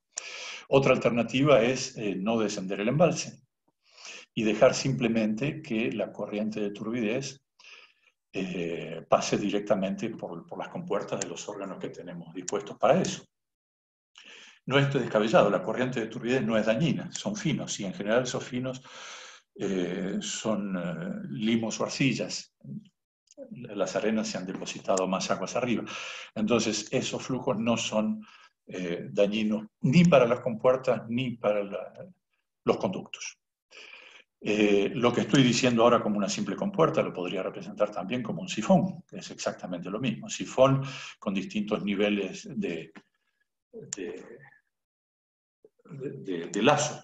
En un proyecto como Rogún, con 300 metros y pico de profundidad del lago, es imposible hacer una cosa de ese tipo, porque poner compuertas allá abajo no tiene ningún sentido. ¿Qué compuertas voy a hacer de cierta magnitud, voy a hacer funcionar bajo 300 metros de carga? Entonces hay que pensar otras soluciones, pero en embalses de pequeña y mediana altura esto sigue siendo viable. Estoy mostrando aquí, a título de ejemplo, la solución que se dio en Robun, en Tayikistán, al problema. Por tratarse de una obra que tiene 300 metros de altura, en que el río en condiciones naturales está 300 metros más abajo que el coronamiento de la presa, y que cuando desvío el río tengo que tener un túnel al lado, pero a medida que voy subiendo voy controlando con túneles, pero si no quiero que estos túneles lleguen hasta 300 metros de carga sobre las compuertas, tengo que ocuparme de cada tanto, con un criterio establecido, cada tanto adicionar un orificio con sus compuertas y demás, un túnel concretamente, dos, porque además exijo, vista la gravedad de las consecuencias, si falla uno, por lo menos dos, para reemplazar al que va a salir de servicio, porque la carga bajo compuertas es excesiva, etcétera, etcétera. Entonces, aquí están representadas la cantidad de túneles que fueron necesarios para que se pueda satisfacer la seguridad del proyecto y la evacuación de los, no solo la seguridad del proyecto para evacuación de crecidas, sino la seguridad desde el punto de vista de sedimentos, ya que estos túneles tienen toda la capacidad para evacuar las corrientes del flujo de turbidez, que reitero no es dañino. Más aún, se previó un tipo de toma, de obra de toma para alimentar la central de 3.600 megavatios, perdón, de este escalonado, como ustedes ven, de modo que haya varias entradas posibles. Si algún día la cuña de sedimento sólido llega y cubre las primeras, sigue siendo posible captar agua, sea limpia o sea chocolate, es decir, corriente de turbidez, a través de las curvas remanentes, y estas pasarán, ingresarán, van a dejar trazas cada vez que haya un punto de menor velocidad, y eso habrá que ocuparse de limpiarlo, pero no son abrasivos y no dañan, por lo tanto, las turbinas. De modo que, aún tratándose de un embalse de gran magnitud, fue necesario estudiar alternativas de soluciones de esta naturaleza. Por último, esta la voy a pasar muy rápido. Si quiero repararlos, además, a la izquierda, soluciones mecánicas son muy costosas, a veces son indispensables. Vamos a tratar un tema, sea por dragado, sea por hidrosucción, etcétera, etcétera. El dibujito que copié aquí es un poco ilusorio, porque esto querría decir que inyectamos el tubo de la aspiradora, de la hidrosucción, en un orificio ya prefabricado en la presa, muy raro en general. Estos pasan por encima de la presa, con lo cual como sifón tienen limitaciones operativas. Pero veamos ahora qué pasa con estos dos últimos que insisten, o que le llaman el pressure flushing y el empty flushing, que tienen dos funciones muy específicas, y estos son los que en el tipo de embalses andinos son los que más se usan. Me tocó trabajar mucho sobre el tema en Mantaro. La primera es simplemente, yo conservo la cota ordinaria del embalse y abro al máximo el descargador de fondo. ¿Qué es lo que logro? Es limpiar el entorno del descargador de fondo, y solo eso tiene muy poco alcance, porque evidentemente a medida que yo me alejo de la boca del descargador de fondo, las velocidades que se distribuyen, el flujo de aproximación, que tiene forma prácticamente hemisférica, tiene velocidades que disminuyen con el cuadrado de la distancia a medida que se alejan de esa obra. Pero siguen siendo necesarios, porque es necesario, de todos modos, indispensable, más que nada, es necesario mantener siempre el ingreso a estas compuertas limpias. Lo que es interesante es la foto que se ve aquí, que muestra claramente que, como la llamada de flujo es como una semiesfera, el resultado de la erosión que ha provocado es limitado, pero tiene la forma de un cono, y mantiene entonces la entrada a la compuerta limpia. Eso en los embalses andinos es práctica común y corriente.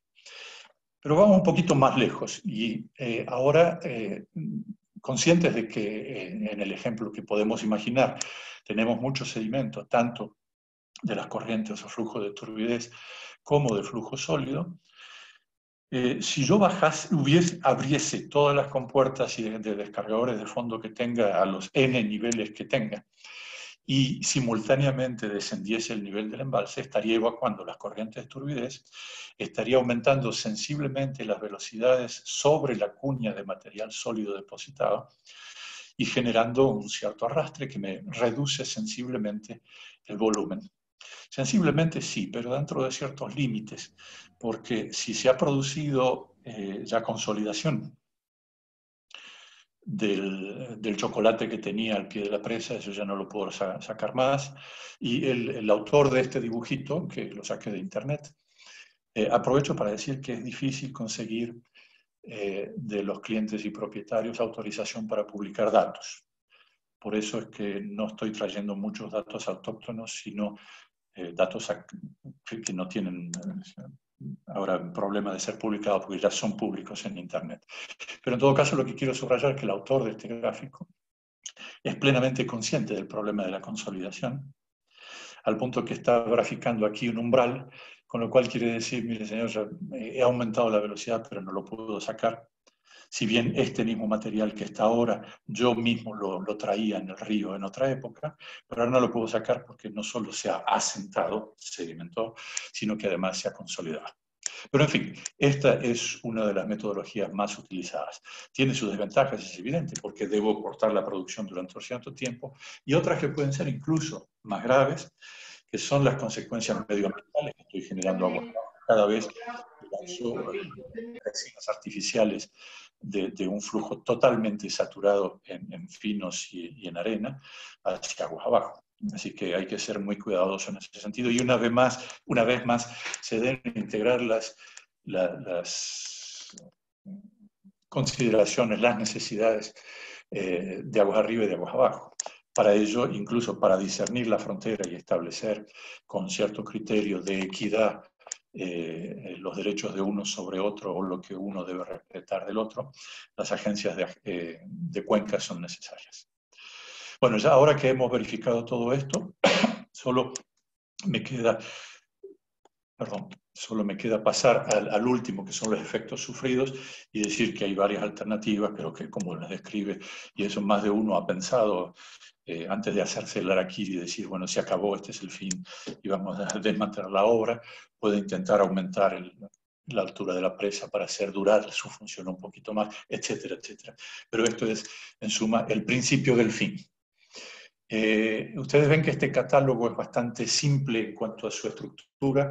Un pequeño aplauso para Morris, que lo presenta con tanta claridad. Me pareció útil traerlo y compartirlo y comentarlo. Ahora vamos a cerrar esto porque ya pasó el tiempo, pero quedo a disposición para cualquier análisis. Fíjense que lo que nosotros habíamos observado en el principio, que comenté al principio de la charla, que hay múltiples tipos, tamaños y formas de embalse, que hay gran variedad de regímenes fluviales, que hay siempre escasez de datos y en particular de datos sedimentológicos, que hay muchísimos proyectos en los cuales esto no se plantea desde el diseño mismo del proyecto, sino que se trata o que se ha planteado, pero que no se hizo el mantenimiento y el monitoreo y las acciones necesarias correspondientes.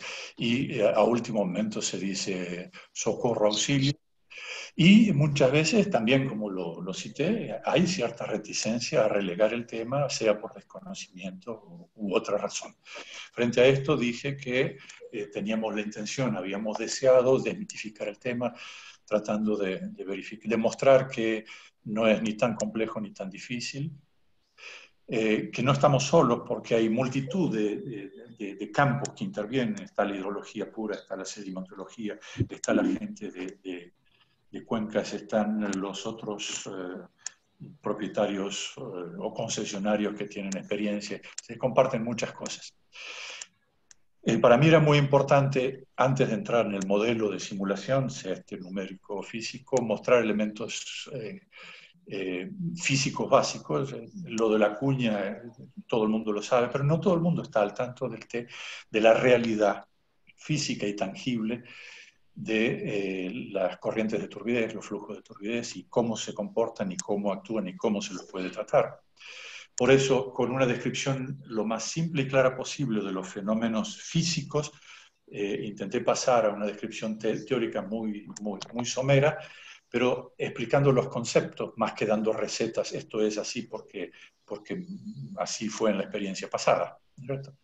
Y evidentemente no puedo sino recomendar que se inicien temprano los estudios, incluso recomendando a las agencias de cuenca, perdón, que trate de lanzar estudios alimentológicos en distintas secciones clave, tipo de sus respectivas cuencas, aun cuando todavía no tengan proyectos en mano, porque el día cuando esto ocurra van a necesitar datos y es bueno que estén previamente.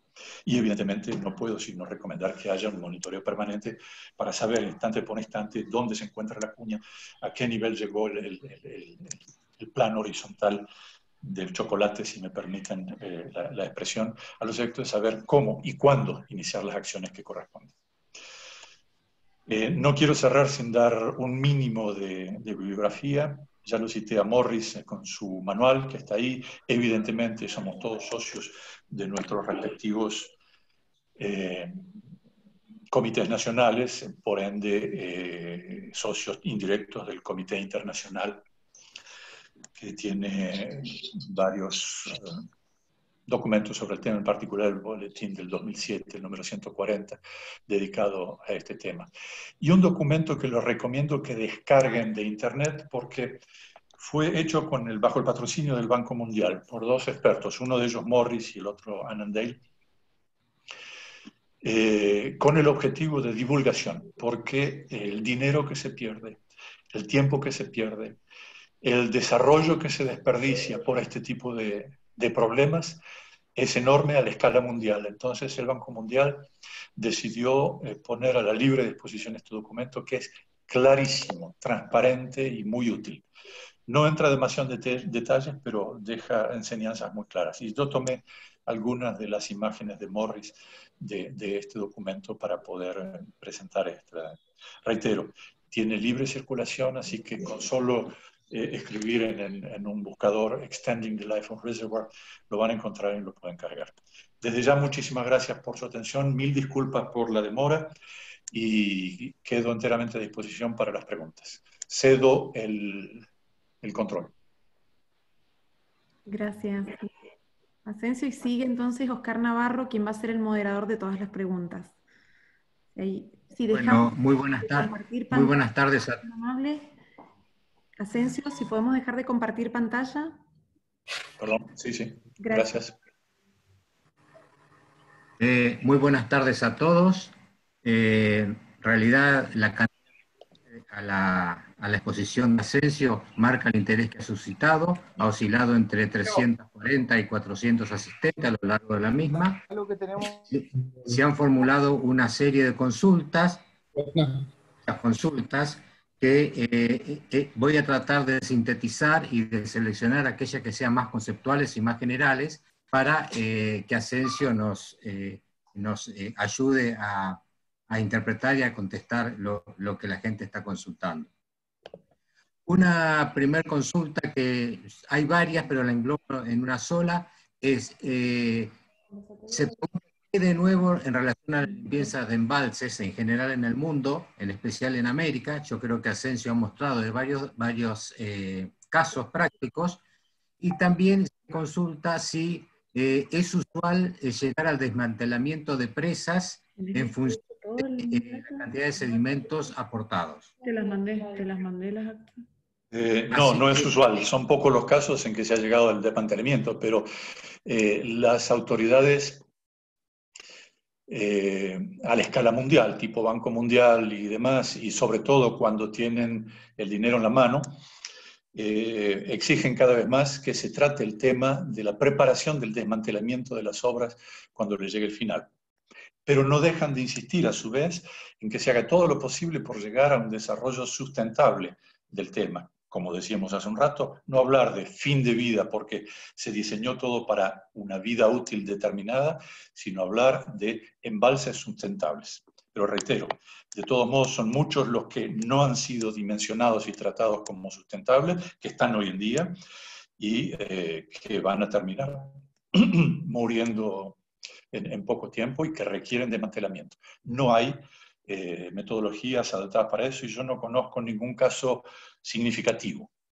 Las orientaciones de las instituciones internacionales van en el sentido de crear un fondo deducido de los beneficios del proyecto, sea esta energía, riego u otra cosa, para que, llegado el momento, gracias a los intereses de ese fondo, se pueda operar razonablemente el asunto del desmantelamiento, porque si no es un regalo envenenado que le dejamos a nuestros hijos y nietos. Correcto. Otra pregunta que es muy interesante es ¿cómo se vincula el aporte de sedimentos a un embalse con la seguridad de un proyecto? La seguridad estructural del proyecto, digamos. ¿Cómo se vincula con el aporte de sedimentos al embalse? Ah, sí, comprendo.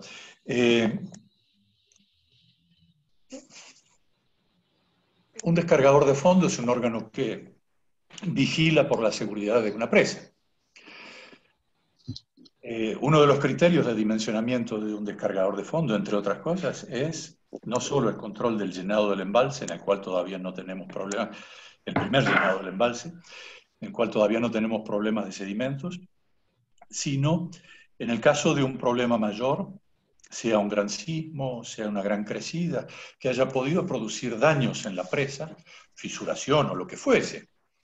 Es exigible que se descienda, si no hay mucho control o si hay temores por la seguridad, es exigible descender el nivel del embalse en forma relativamente rápida para reducir las presiones sobre el cuerpo de la presa, y quien dice presiones dice fuerzas.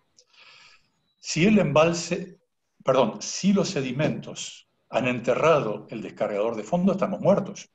Entonces, ese es el vínculo, diría yo, entre sedimento y seguridad de presa. A priori, lo que podemos ver es una pérdida de función a la cual se le puede atribuir un valor económico, es una pérdida económica. Pero tal como acabo de mostrarlo, también es un atentado contra la seguridad de la presa, en el sentido que si yo entierro esa obra, y bueno, se acabó. Es por ello que debe tomarse conciencia de la necesidad de sobredimensionamiento, en primer lugar, de este tipo de obras. Más que del sobredimensionamiento, todavía la redundancia. Por eso hay proyectos en los cuales se hace el descargador de fondo y luego un descargador de medio fondo. Y más aún, no solo un órgano, sino por cada uno de los niveles varios.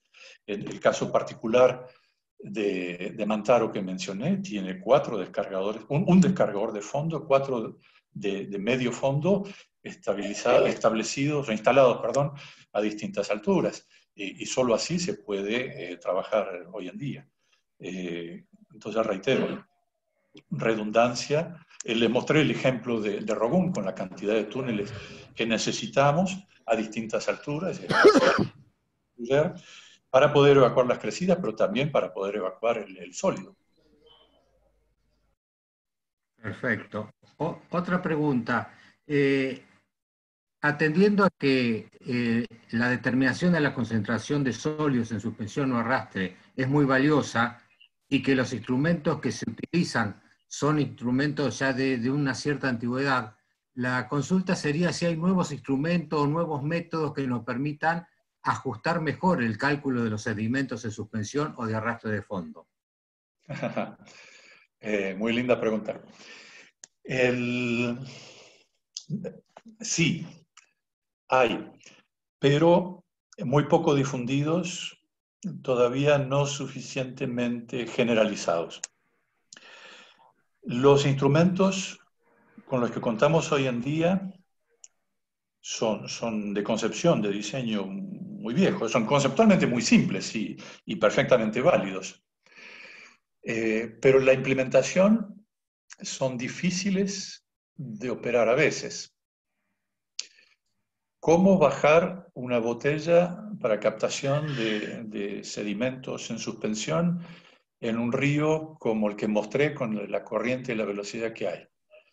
Ni que hablar de los arrastres de fondo. Además, por razones obvias, estamos obligados a parcializar, medir por un lado sedimentos de suspensión, por el otro lado de fondos.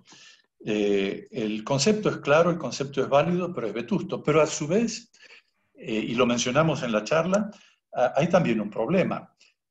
Cuando medimos eso, por el hecho de medirlo separadamente, estamos corriendo el riesgo de dejar de lado, de perder la fracción intermedia. Como les mostré en un caso, en que medía suspensión, medía fondo. Cuando los reúno los dos me doy cuenta que ni uno ni otro había medido la franja intermedia de arenas, por ejemplo.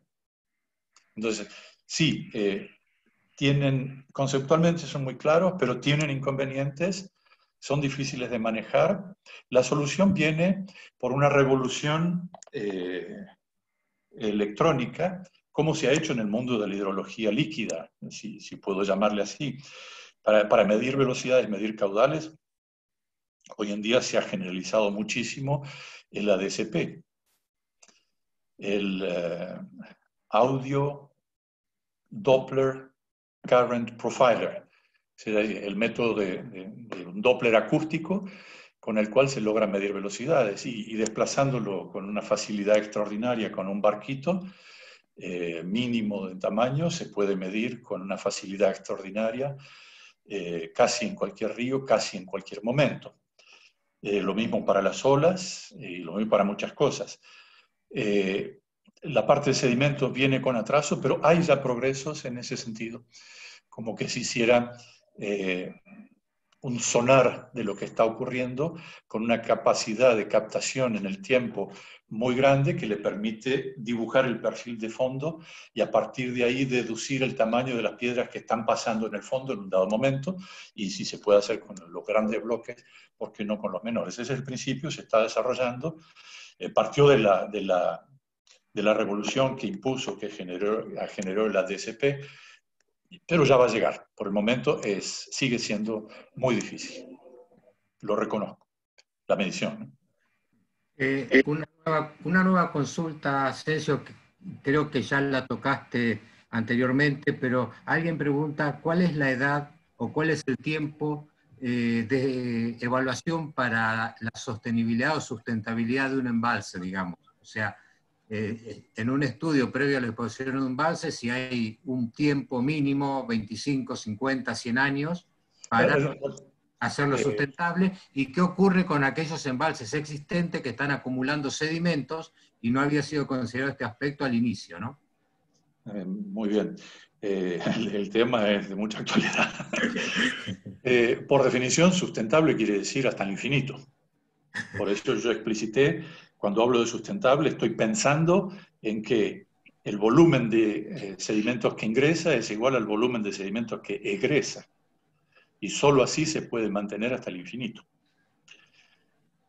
No obstante, dibujé una curva intermedia porque no siempre es viable esto, hay que hacer los mejores esfuerzos, no siempre se puede. A veces hay accidentes también. Fíjense en una cosa, yo estoy hablando, todo lo que he mencionado, lo he mencionado casi diría implícita o explícitamente en términos de caudales más o menos ordinarios, por no hablar de aportes medios. Pero teniendo en cuenta el enorme exponente B de la ecuación, de la correlación entre caudal sólido y caudal líquido, si hoy me llegase en alguno, casi diría casi en cualquiera de los embalses andinos e himalayos, me llegase la crecida de 3.000 años, 5.000 años, ni que hablar de la decamilenaria, el embalse se muere en un solo día. Entonces, es inútil haber planificado, no hay manera de salvarlo. Eso puede ocurrir, evidentemente la probabilidad es bajísima, pero puede ocurrir. Entonces, cuando hablamos de sustentabilidad estamos pensando en el infinito. Seamos honestos y seamos humildes, el infinito es lo más largo que se pueda. Pero además, cuando hablo de sustentabilidad, estoy pensando en las generaciones siguientes. Y si estoy convencido de que no podré alcanzar el infinito, entonces tengo que ir poniendo cada año una monedita en la alcancía para que el día de mañana mis nietos o tataranietos tengan la posibilidad de pagar lo necesario para el desmantelamiento o para la transformación, ¿no es cierto? Perfecto. No sé si he respondido la pregunta. Sí, sí, correcto. Otra pregunta. ¿Hay alguna diferencia conceptual para el tratamiento y remoción de aquellos sedimentos que se ubican en la cola del embalse, que son los más gruesos, y de los que están cerca de la cortina de cierre, en cuanto a los procedimientos de remoción y demás? Y asociada a esa, decreciente o bajante de un embalse pueden ser una herramienta para diseñar operaciones de purga en el embalse? La primera pregunta, en primer lugar, concierne a los diques de cola. Y sí, los hay, y de hecho, nos guste o no, que casi automáticamente se hacen, porque basta con atravesar un pequeño enrocado en la cola, que tendrá la capacidad de frenar los bloques, pero dejar pasar el agua, porque los enrocados nosotros sabemos que son permeables. Y si se llegasen a saturar el cuerpo de esos enrocados, pasa por encima. De modo que solo deja pasar agua y retiene los sólidos, y es ya una manera. Cuando terminó la crecida, bajan los niveles y eso queda expuesto al aire libre. Eso lo hemos visto muchas veces. Y ahí llegan los camiones y empiezan a movilizar todo eso. En ese sentido es totalmente válido y conviene pensarlo además en este sentido, ¿no? Hay que programarlo para eso. Muchas veces se hace eso, sí, pero lo que está claro es que tenemos que tener un elemento separador que retenga el sólido y deje pasar el líquido, sea este líquido agua pura o agua chocolatada, pero separarlo. Eso con las obras que mostré en la fotografía o simplemente con un enrocado que se atraviesa, sea enrocado puro, sea gaviones.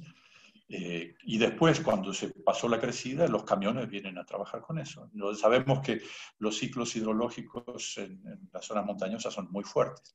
Hay mucha diferencia entre el periodo de deshielo y de precipitación cuando hay una estación de lluvias y el periodo sin lluvias. Así que eso es posible. La segunda parte de la pregunta era... La segunda parte de la pregunta era si las curvas decreciente o bajante de caudales pueden colaborar eficientemente en liberar sólidos del embalse. Cuando me dicen curva decreciente y bajante de caudal, ¿se refiere a la onda decrecida? No, yo creo que Tiene poco peso ahí. Básicamente a la onda de erogación, o sea que eso sí, sin duda. liberar sólidos con caudales altos. Sí, se hace abriendo durante poco tiempo, pero al máximo los descargadores de fondo, se hace una bajada bastante importante, por lo tanto es necesario estudiar que con ello no se generen deslizamientos, que no se provoquen inestabilidades ni de la presa ni de las laderas. Eso hay que estudiarlo, hay que verificarlo previamente. Y sí, es doblemente importante porque eso lava los sedimentos en suspensión, los saca con una facilidad. El agua es prácticamente marrón oscuro y disminuye con el tiempo. Tiene un efecto a medida que va bajando, no solo de arrastre, sino aumenta la velocidad porque baja el nivel, entonces el mismo flujo o caudal pasa en una sección menor y por ende arrastra también los sólidos del delta. Ahora ocurre que cuando uno hace eso es inimaginable que eso se produzca en forma uniforme en cada una de las secciones transversales del lago. La realidad es que en cada sección transversal a veces hay un punto más bajo o un punto más débil, el flujo se concentra en esa sección y empieza a erosionar el material en la más débil o en la zona más débil, creando un canal central. Nunca o rara vez se puede bajar el nivel de sedimentos de esa cuña en forma uniforme. En general, se abre una especie de canal central por el efecto que acabo de mencionar. Pero sí, es muy importante, es útil y es necesario. Bueno, una última pregunta para cerrar esta charla y esta exposición que ha sido bastante larga.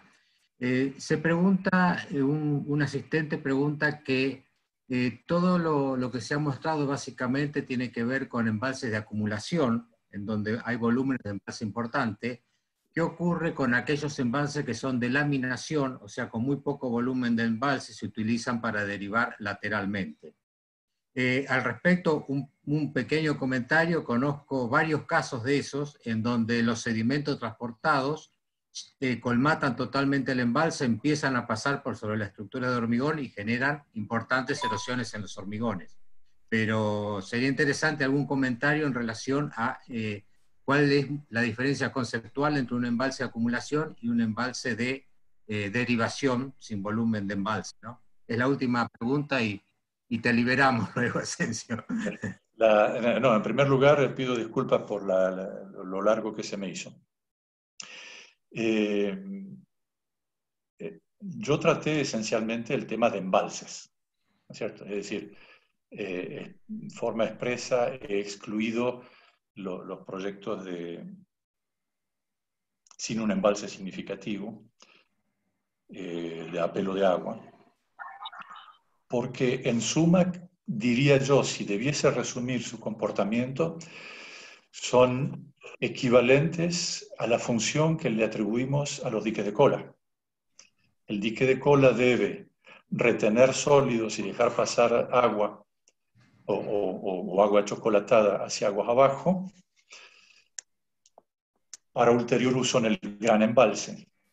Mientras que estos no embalses en realidad se quedan con la primera función, que es separar las dos cosas. Cualquiera de nuestros países vecinos tienen ya, y eso basta con hacer un viaje por Google Earth, tienen mucha experiencia en ese sentido. En general se limita a dos cosas. Tener una zona bien hormigonada, bien consolidada, con puertas importantes, capaces de dejar pasar el flujo concentrado con el sólido importante, y zonas por las cuales se deja pasar el flujo líquido o chocolatado, si me permiten esa licencia. Se suele dividir en dos. Se suele tratar en forma diferenciada y eso suele funcionar. Bueno, perfecto. Con esto estamos dando por cerrada la presentación y la conferencia. Agradecemos a todos los asistentes, muy especialmente a Asensio Lara, que con toda generosidad se ha brindado para nosotros. Desde el Comité Argentino de Presa les informamos que es intención nuestra seguir organizando este tipo de presentaciones con una periodicidad mensual, la cual no es posible sin la colaboración y aporte de todos sus socios, y aquellos que no son socios los invitamos a asociarse para poder seguir avanzando en este tipo de presentaciones. Un especial saludo a Silvana Biagiotti, que actuando como coordinadora cuidó de que todo esto saliera lo mejor posible. Muchísimas gracias a todos y hasta el próximo evento que les comunicaremos por los canales habituales. Muchas gracias nuevamente. Adiós. Adiós. Gracias.